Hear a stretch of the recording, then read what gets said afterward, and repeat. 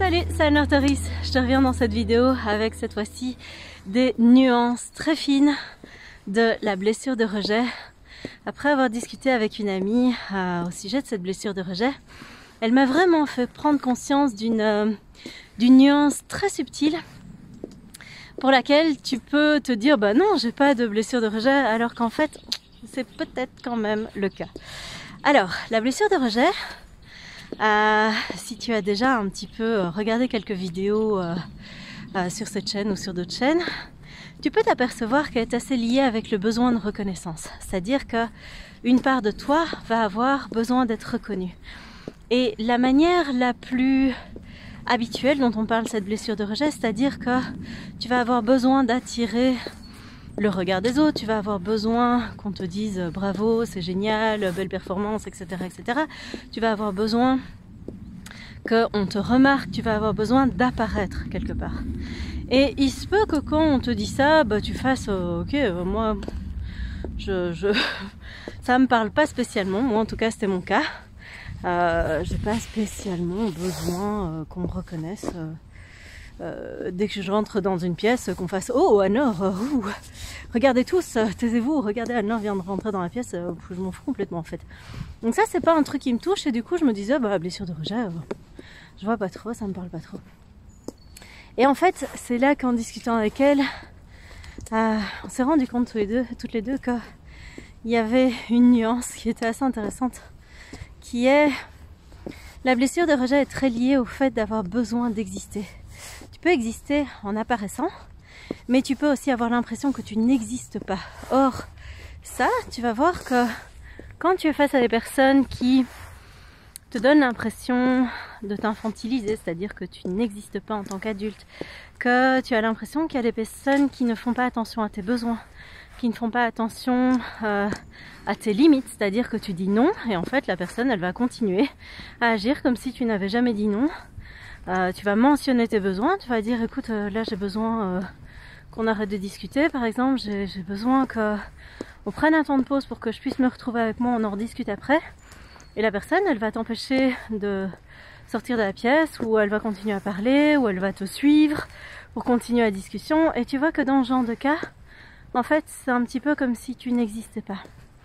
Et si c'est le cas, eh ben, en fait, tu vas voir que cette blessure, elle va vraiment piquer à ce moment-là. Et c'est bien la blessure de rejet, en fait. Donc, tu peux le voir apparaître parce que à ce moment-là, tu vas te sentir extrêmement mal. Tu vas sentir qu'il y a quelque chose qui... C'est comme si quelque chose se figeait à l'intérieur de toi, comme si quelque chose se tétanisait. Et que dans le cas où on nie ton existence sous cette forme-là, c'est-à-dire qu'on ne reconnaît pas que tu apparais en tant qu'être humain et que toi aussi, en tant qu'individu, tu as le droit d'exister, et ben tu vas avoir exactement les mêmes symptômes que ce que tu peux trouver dans la blessure de rejet quand, sous l'autre forme, dans l'autre extrême du spectre quelque part, on ne reconnaît pas que tu aies une existence et que tu puisses apparaître.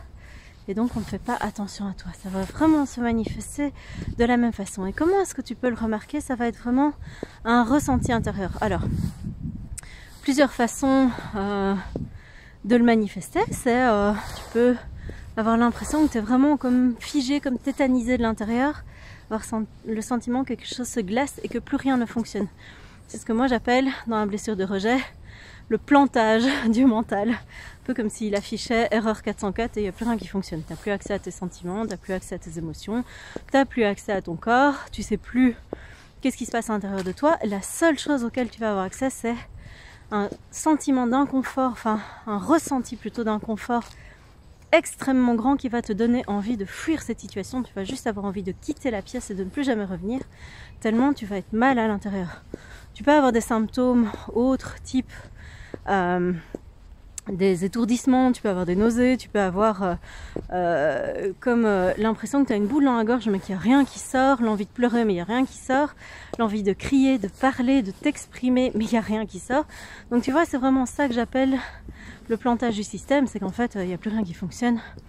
Et même si tu veux faire quelque chose, t'as plus accès. Donc qu'est-ce que tu peux faire dans ce genre de cas?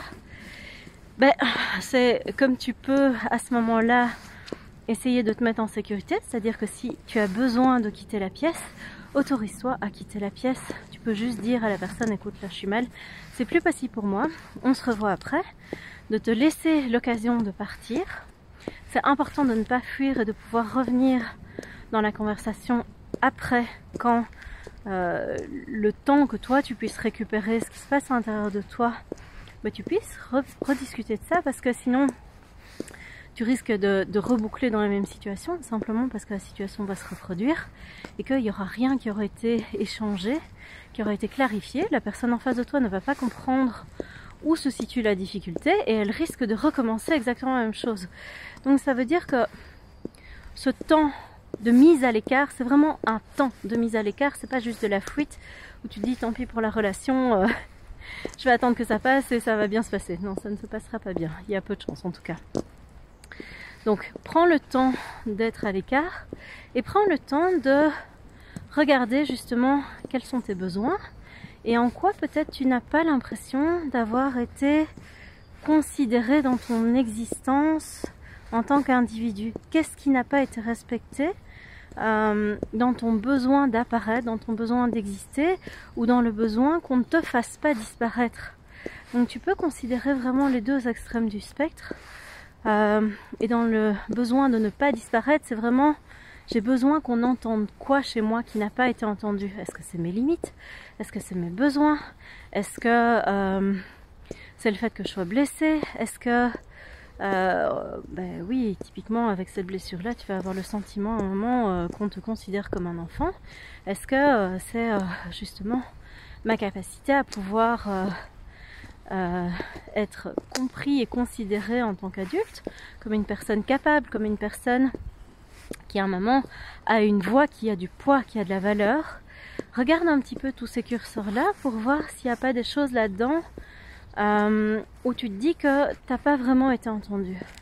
Et la troisième piste que je t'invite à visiter à ce niveau-là, c'est vraiment de pouvoir te dire, ok, une fois que tout ça c'est clair pour moi, ben ça va être important que je le formule, ça va être important que je le partage, ça va être important que j'ose dire qui je suis, quitte à ce que, et c'est là que ça va piquer, quitte à ce que ça te déplaise, quitte à ce que en face de moi ça génère de la résistance, ça génère de la frustration, ça génère potentiellement du conflit.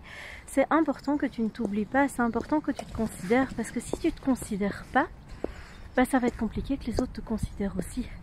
Donc super important que tu puisses dire les choses, et peut-être qu'en une fois ça ne se fera pas, mais qu'il va falloir que tu le redises en plusieurs fois, surtout si en face de toi tu as des personnes qui ont un petit peu de mal à entendre, qui n'ont pas très envie d'entendre, qui sont dans le déni, peut-être elles aussi dans une blessure de rejet, et donc qui vont rejeter ce que tu as envie de dire. Ça ne doit pas t'empêcher de te dire, ça ne doit pas t'empêcher de communiquer. Et ça, c'est vraiment quelque chose sur lequel tu peux travailler. Alors tu peux travailler seul, tu peux travailler en étant accompagné. Moi, c'est vraiment quelque chose que je propose dans le programme Reconnexion, dont tu trouveras les informations juste ici en dessous. Tu as le lien vers la page de description du programme et vers un call avec moi si tu as envie d'en discuter. Mais c'est vraiment super important que tu puisses faire ce travail-là pour te libérer de la blessure de rejet, parce que tant que tu ne communiques pas ça, tu rejettes ces parts de toi. Tu ne les vois pas, tu ne les considères pas comme étant suffisamment importantes pour être entendues. Et le fait qu'on t'entende ou pas ne t'appartient pas, mais le fait de te dire, le fait de partager les choses, ça c'est hyper important, ça t'appartient. Là-dessus, je te laisse et on se retrouve très vite pour une nouvelle vidéo. Ciao!